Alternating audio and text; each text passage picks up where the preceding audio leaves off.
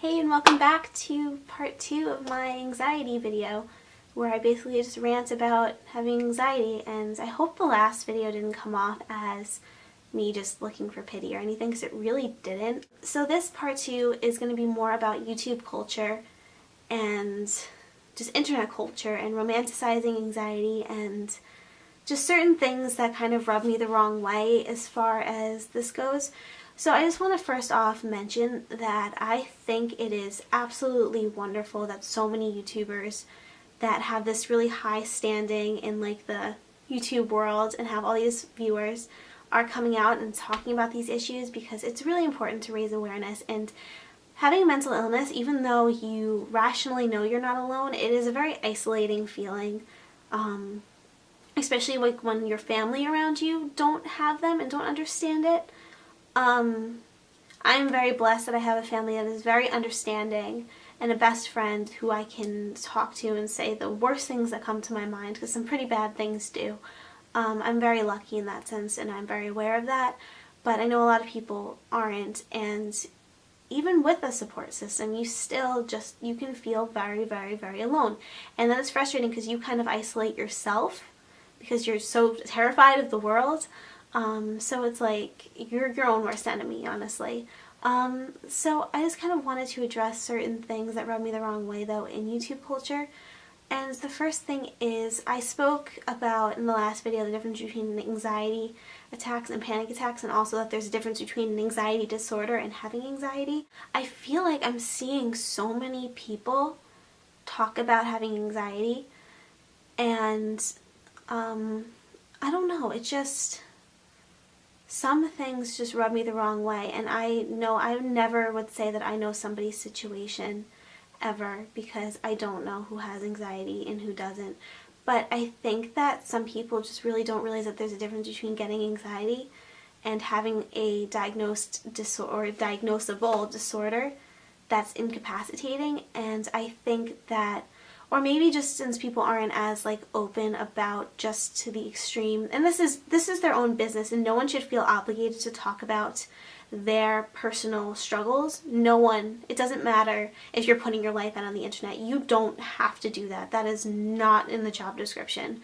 That being said, I think it's kind of confusing to some people, especially, and I by no means think that someone who's younger is less intelligent, because I really don't think age determines intelligence, but I think it's very confusing to some people who are watching these videos and like, oh, I felt anxious before, I must have anxiety. And then here's the danger, because then people self-diagnose themselves, and when people self-diagnose, it's a slippery slope, because you begin to manifest these things that you're convincing yourself that you have. If that makes any sense, if you're telling yourself, I have anxiety, I have anxiety, I have anxiety, your mind is, your body and your brain and your mind are smart, and they tend to react to that, because in its own twisted way, anxiety disorder is a way of your subconscious protecting you.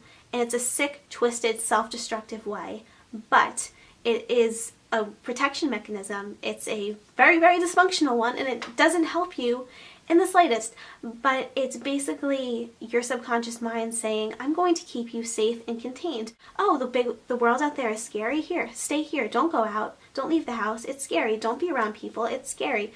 Don't contribute to the world. It's scary. Stay here. So, if that makes any sense, so your subconscious can start manifesting that disorder within you. And it's just not a good way to, like, I feel like then people start living their lives as their diagnoses, whatever. I feel like people start living their lives as their diagnosis, and the problem with that is if you're walking around being like, I have anxiety, it becomes your identity, and I can definitely attest to that. I have really struggled with, my anxiety hasn't always been this severe, but other things I started struggling with some stuff around the 4th grade mark was when things got really bad and were diagnosed. So it's been a bulk of my life, so it literally feels like it is part of me. So whenever I go to therapy or whenever I try to heal myself, my subconscious is like, no, you can't heal yourself because this is who you are. Who are you without all of these mental illnesses? Which is silly, but it's true. And I feel like it's just very confusing to people who are seeing this for the first time and something in it resonates with them, but I feel like the help doesn't go beyond that. What I mean is I feel like there's this weird miscommunication because even the YouTubers that have anxiety and talk about it and have made beautiful, wonderful videos about it, I see very few that talk about healing. I see someone that say it gets better, or YouTube saved my life, I don't have this anymore, or just the whole it gets better thing just gets under my skin because here's the thing, it doesn't just get better. That may sound very, very, very doom and gloom, like negative, whatever.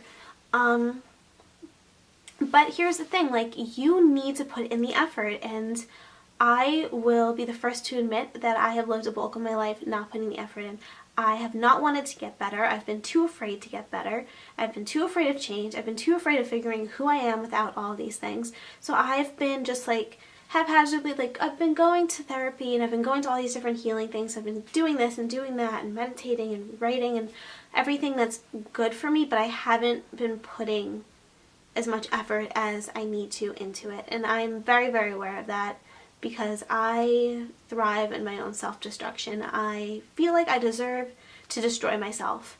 So that's something that I'm personally working on, and I know a lot of people have that issue, but here's the thing, like, I feel like nobody's talking about getting help for these things. They're just saying, oh, it'll get better, and that's just not how it works. The thing with mental illness is that there is something wrong. It is an illness, you are sick, and your brain is sick. There are scientific studies that prove that the chemical imbalances in people with depression and anxiety and the way brain waves work and certain parts of your brain just not being as active or shutting down, like, it's just, it's proven.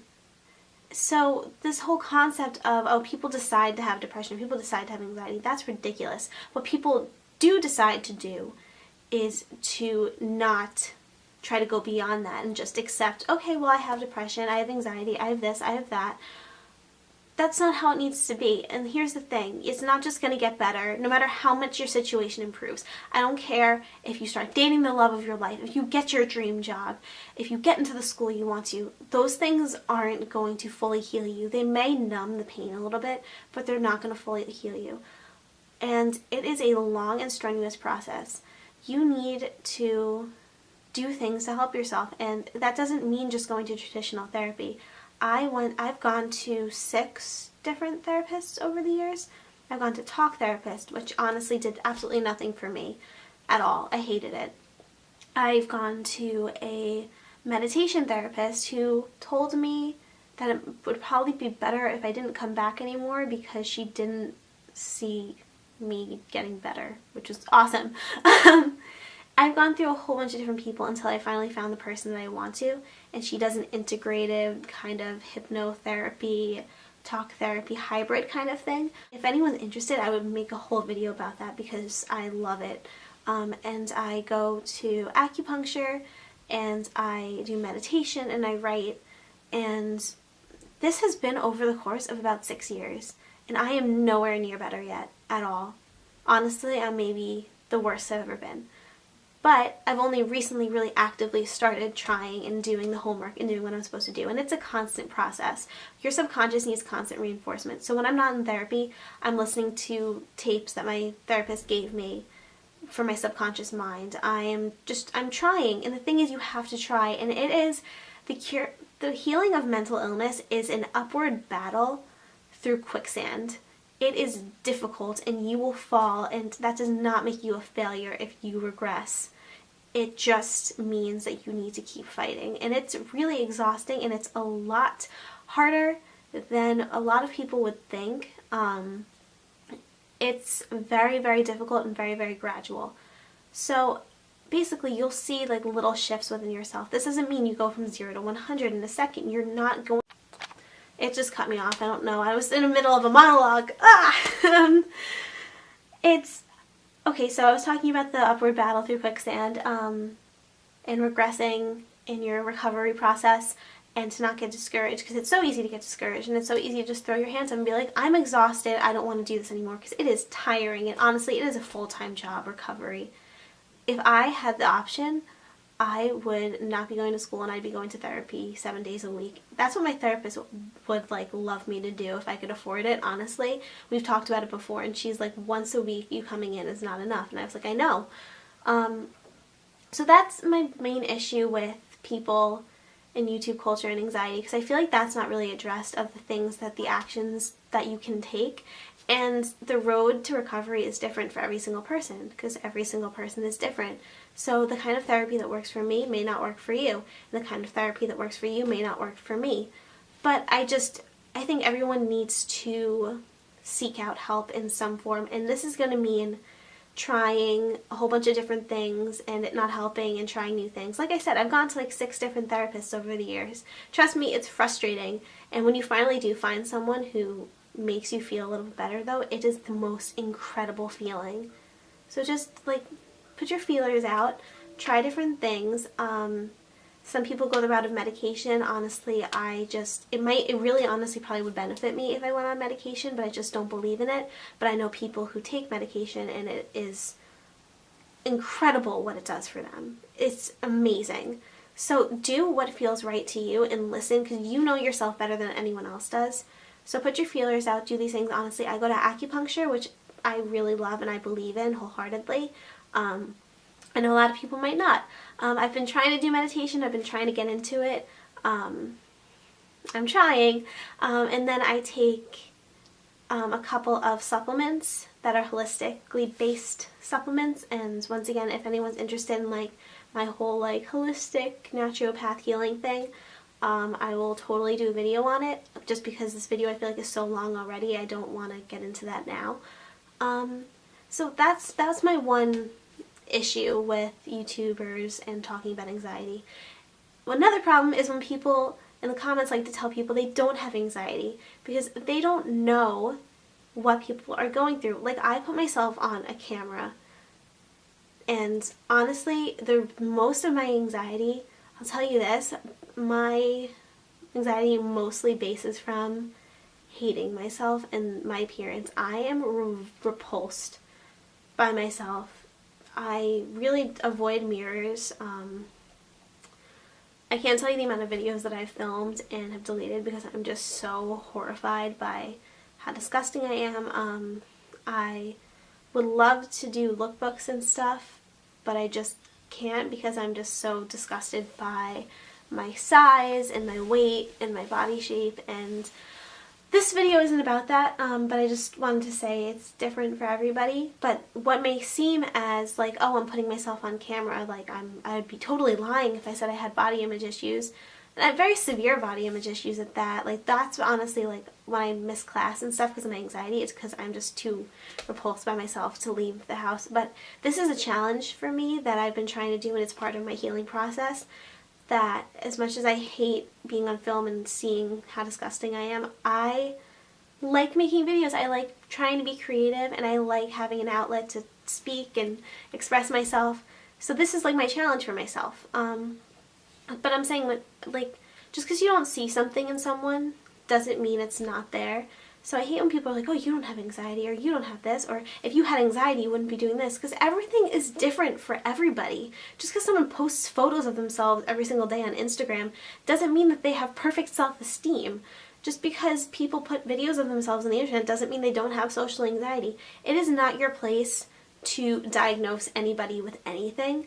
And I think it's very just wrong when you tell people what they have and what's going on in their minds, because you will never know what's going on in someone else's head, and everyone deals with things in different ways, and I think we all need to accept that about each other.